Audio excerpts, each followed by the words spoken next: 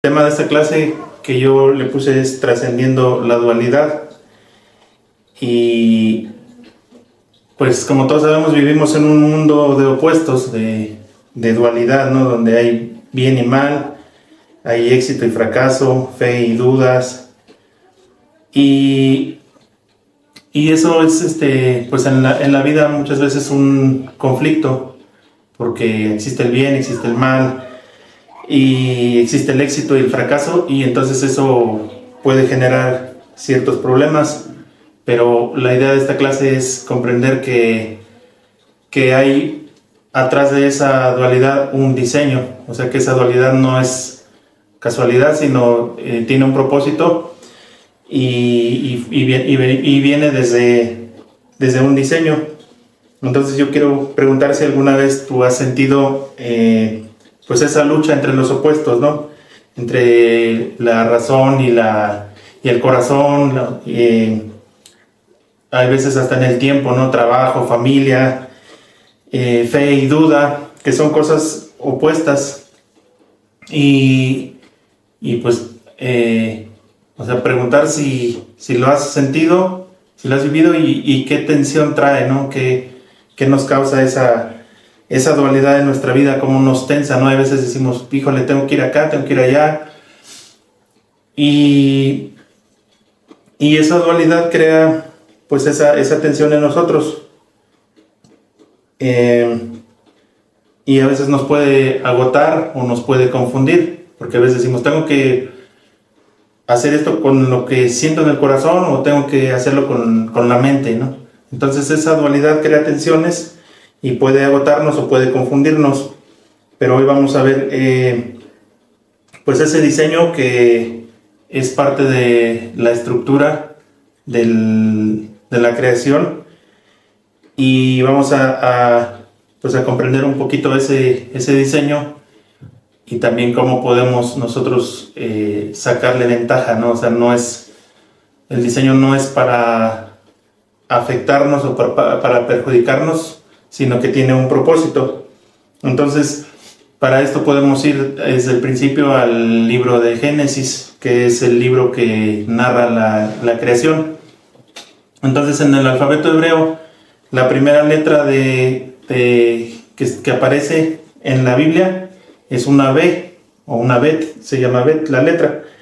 Y esa letra, o sea, en el abecedario, por ejemplo, la primera letra es la A, ¿no? En el hebreo es la Aleph, y la Aleph es representada por el número 1 y Bet por el número 2. Entonces, Génesis empieza con el número 2 o con la letra B, no empieza con el 1. El 1 es la letra Aleph, que representa a Dios, que representa la unidad. Y entonces la creación que nos narra Génesis no nos la narra desde la unidad, desde Dios, sino desde la dualidad, o sea, desde el número 2. El número 2 pues es dualidad, ¿no? Y la creación empieza a describirla desde esa dualidad. El símbolo de la letra Bet es como si fuera una casa, o sea, es un dibujito de una casa. Esa es la letra B en el hebreo. Y entonces la idea es que Dios hizo una casa para que habitáramos nosotros, y por eso empieza como que en B, o sea, la creación es una casa. Lo que nosotros conocemos como el mundo es una casa donde nosotros habitamos, y también está representada por el número 2, o sea, Génesis nos describe que hay luz, hay oscuridad, que separó las aguas de arriba con las aguas de abajo con las aguas de arriba, la tierra del mar, el hombre y la mujer. Y entonces Génesis empieza a narrar una creación dual, o sea, hay dos polos, ¿no? Entonces esa dualidad es necesaria para que nosotros podamos habitar, o sea, forma parte de la creación. Entonces, si nosotros no estuviéramos en esa dualidad, estaríamos unidos a Dios y habría una unicidad total, o sea, no habría conflictos, no no podríamos experimentar lo que experimentamos aquí. No habría tampoco diferencias, ¿no? O sea, todo sería igual. Entonces esa creación que lleva la dualidad y que se forman esas diferencias entre hombre y mujer, masculino, femenino, día y noche, son necesarias, ¿no? Porque nos distinguen, por ejemplo, en los gustos igual, ¿no? A mí me gusta el blanco, a mí el negro, a mí el rojo. Hay una gran variedad gracias a esa dualidad. Entonces nosotros podemos vivir la experiencia de esta vida gracias a esa dualidad. Pero también, como decíamos al principio, también nos crea un conflicto. Y ahorita vamos a ver por qué, ¿no? Esa dualidad también genera o provoca que haya un sistema de siembra y cosecha, ¿no? Que hemos hablado en otras clases de eso, ¿no? De lo que tú siembras, eso cosechas. Y es debido a la dualidad. Toda acción tiene una reacción. Entonces es como una ley que funciona en este sistema de dualidad. En el sistema de Dios de Aleph, de más arriba, ya no existe esa ley. Esa ley aplica aquí en la dualidad. Lo que tú siembras, lo cosechas. Una acción, una reacción. Entonces, esa ley que opera en el mundo, por ejemplo, volvemos otra vez, ¿no? a la siembra y la cosecha, es como pues parte de un diseño. Por ejemplo, otro ejemplo es una inversión. Haces una inversión y obtienes una ganancia, ¿no?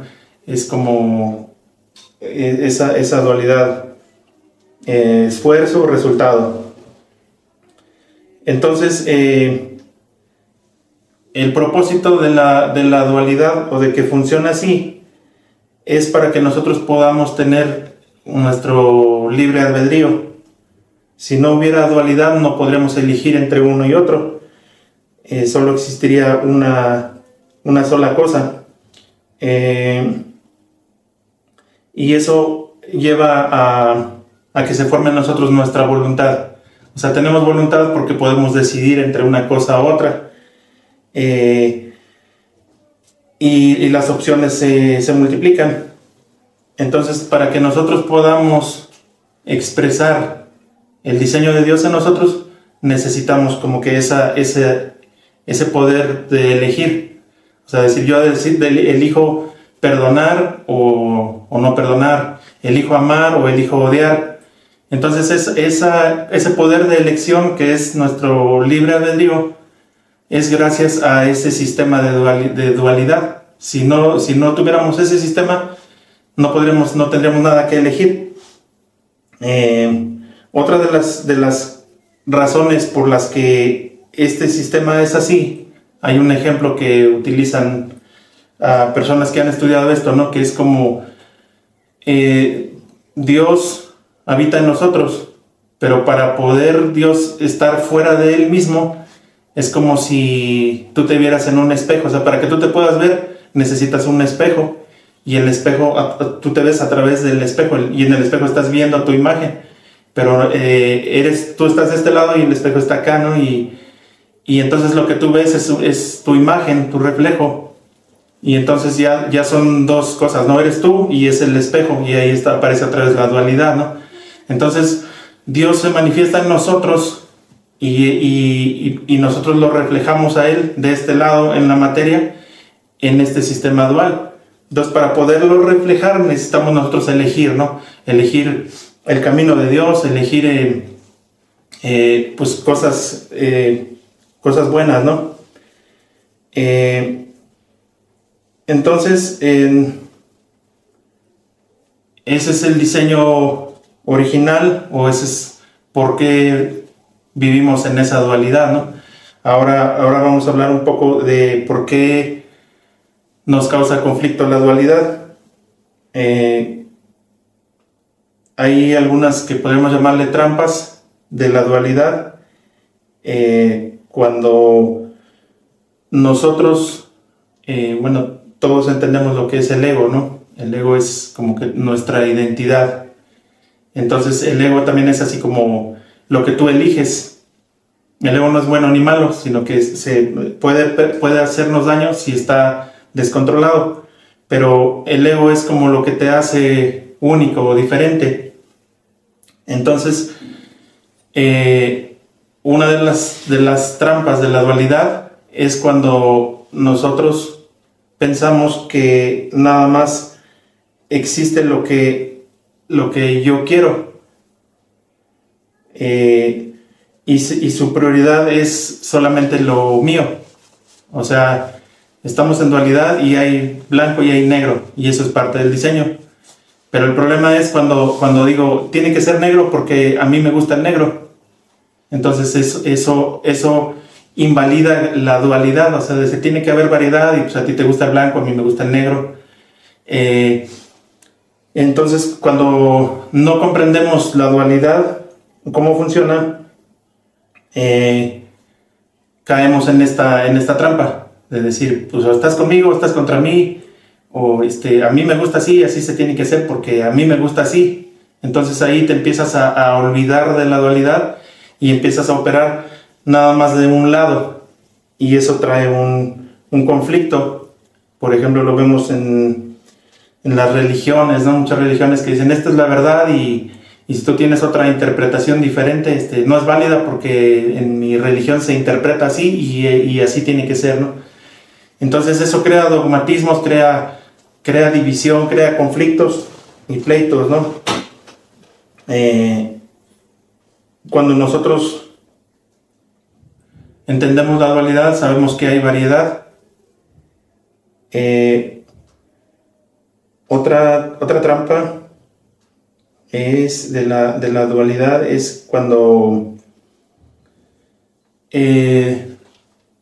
por ejemplo, en la dualidad hay riqueza y hay pobreza, hay frío y hay calor. Entonces, cuando tú estás, por ejemplo, en la pobreza, te olvidas de que hay riqueza, y entonces empiezas a pensar que hay algo malo para ti, ¿no? Que es a lo mejor un castigo, que es como que lo único que ves, y entonces eso nos hace sufrir mucho porque pensamos que no hay salida. O sea, pensamos que a lo mejor algo malo que te está pasando, piensas que nada más es a ti y que es lo único que hay.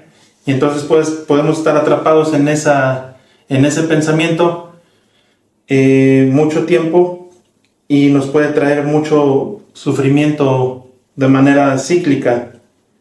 Si hay dualidad, tenemos que o sea, como que tener nuestra visión, es decir, pues ok, hay pobreza y hay riqueza, y a lo mejor ahorita estoy en la pobreza, pero también puedo estar en la riqueza, ¿no? Y no es así como que nada más para que yo habite en la pobreza, sino que puedo estar en uno o puedo estar en otro, ¿no? Como decía Pablo, no sé, vivir en la escasez y sí estar en la abundancia. Entendía esa dualidad, pero cuando no lo entendemos, empezamos a tener un pensamiento de carencia. O sea, decir, es que no hay, y yo lo que tengo, como que a mí me tocó el lado feo y a otros les tocó en el lado bueno, ¿no? Y lo mío es sufrimiento, es carencia y es escasez, y eso nos trae muchos problemas. Por ejemplo, el egoísmo, ¿no? Cuando nada más pensamos en nosotros mismos, invalidamos a los demás también. Entonces la idea es comprender que el mundo funciona en dualidad, no lo podemos evitar, no podemos imponer nosotros nuestra voluntad o nuestro gusto para poder vivir de la manera correcta en este mundo dual. Entonces vamos a ver ahora cómo nosotros podemos trascender esa dualidad. Para empezar, la dualidad no es el problema. El problema es creer que la realidad que nosotros percibimos es lo único que hay. O sea, como pensar que son absolutos, ¿no? Nuestras ideas, nuestras creencias, nuestros problemas. Desde ahí ya empieza el problema. Eh, para poder trascender esa dualidad, necesitamos como que ampliar nuestra visión y comprender que los dos lados son necesarios. O sea, en los ciclos de la tierra hay día y hay noche, y ambos son necesarios. Suceden cosas en los dos, ¿no? En la noche y en el día, cosas diferentes, pero no funcionaría si siempre fuera de día o si siempre fuera de noche. Entonces ambos lados son necesarios.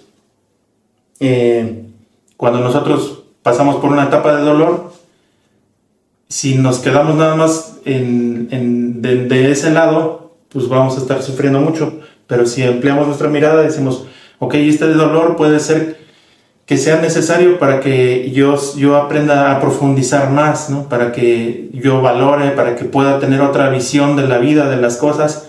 Muchas veces a través del dolor es que nos volvemos mejores personas, ¿no?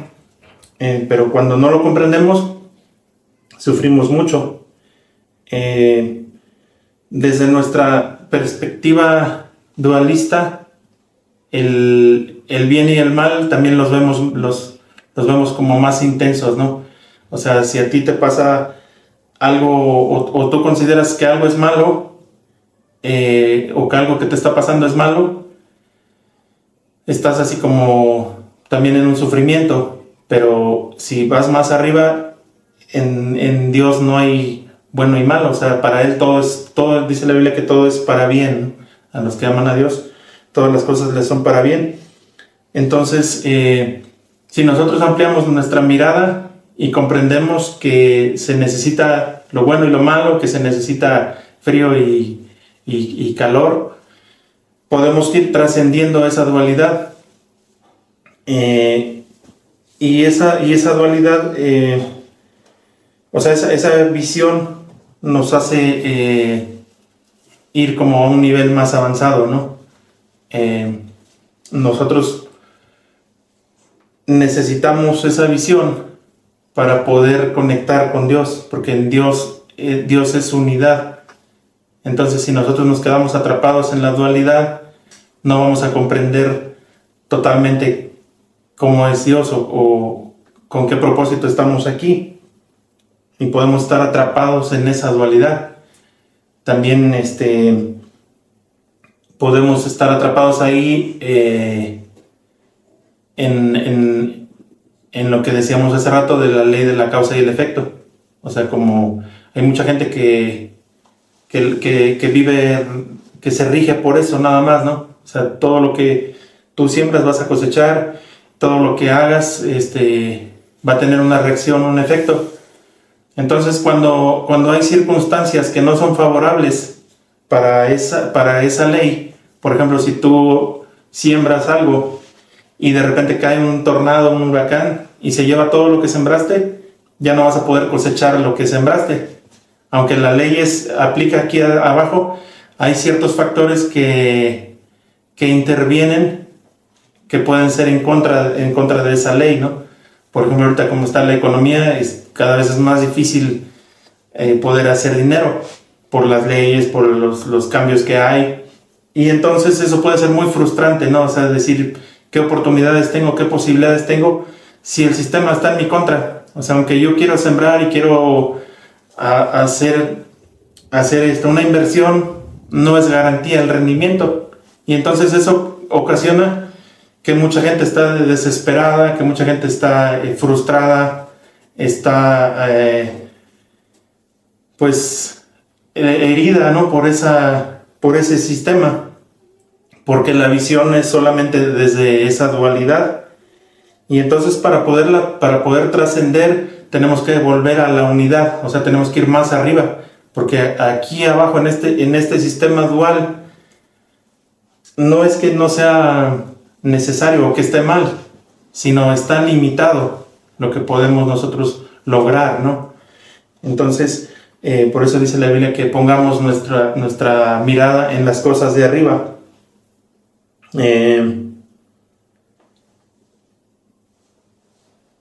Entonces, en la Biblia dice, ¿no?, que amemos a Dios por sobre todas las cosas y que amemos a nuestro prójimo como a nosotros mismos.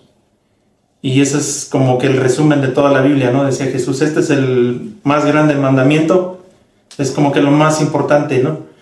Y aquí nos da así como la clave para poder vivir o sea, es muy sencillo, ¿no? Lo resumen en un versículo, en un mandamiento, pero encierra la clave de cómo funciona todo este sistema. O sea, dice, ama a Dios con todo tu corazón, con toda tu mente y con todas tus fuerzas. Ahí ya como que nos da a entender que nuestro corazón debe estar puesto en algo más elevado que en este sistema. Pero también dice, ama a tu prójimo como a ti mismo. O sea, aquí también integra la dualidad, no la niega, no la rechaza, no dice que es mala, sino más bien como que nos dice ahí, entiéndela, ¿no? Vívela. ¿Y cómo la vas a vivir? Amando a tu prójimo. ¿Y por qué a tu prójimo? Porque tu prójimo es diferente a ti. O sea, si dijera nada más, pues ámate a ti mismo, pues no tendría caso, ¿no? Entonces dice, ama a tu prójimo como a ti mismo. O sea, integra a alguien más, integra a alguien que tiene un gusto diferente, que tiene una visión diferente, un pensamiento diferente, que es bien, puede ser hasta opuesto, ¿no? A ti. Y entonces ese es como el resumen de la ley. Y dice, ya con eso pues ya cumples todo, ¿no? Entonces nosotros tenemos que entender que ambas cosas son necesarias. Es necesario entender cómo funciona la dualidad y también es necesario entender que nuestra mirada siempre tiene que estar en algo más elevado. Por ejemplo, si yo digo, yo amo a Dios, y la misma Biblia lo dice, ¿no? Si tú dices amas a Dios, pero aborreces a tu prójimo o a tu hermano, pues es una incoherencia. Entonces, la clave es entender que el sistema dual es necesario. La Biblia dice, ¿no? También, por ejemplo, Pablo decía, el que no quiera comer, que no trabaje. O el que no quiera trabajar, que no coma, ¿no? Entonces, en la Biblia no se omite la dualidad. O sea, nunca dice que es mala, nunca dice que no entiendas cómo funciona, sino más bien al contrario. O sea, úsala, entiéndela, porque le vas a sacar provecho. Pero tu resultado no está aquí en la dualidad, sino es todavía más elevado. No sé si me explico, ¿no? Podría parecer un poco contradictorio, porque muchas veces se nos ha enseñado más que sobre la fe. O sea, tú nada más cree y ya, o sea, no hagas nada, ¿no? Y eso ha llevado a que muchas personas digan, pues yo estoy aquí creyendo nada más, pero sin llevar a cabo ninguna acción. Entonces, el resultado es que no hay un buen resultado, ¿no? Y cuando nosotros entendemos, por ejemplo, Proverbios está lleno de enseñanzas para vivir en esta dualidad. O sea, mira a la hormiga, sé sabio con tus palabras, ayuda a tu prójimo. O sea, son como consejos que nos hacen vivir de manera correcta en esta dualidad y a tener un resultado también en esta dualidad. Pero te digo, o sea, si nos quedamos atrapados nada más en la dualidad y sacamos a Dios de la ecuación, también caemos en un problema, porque muchas veces la dualidad puede ser muy cruel, ¿no?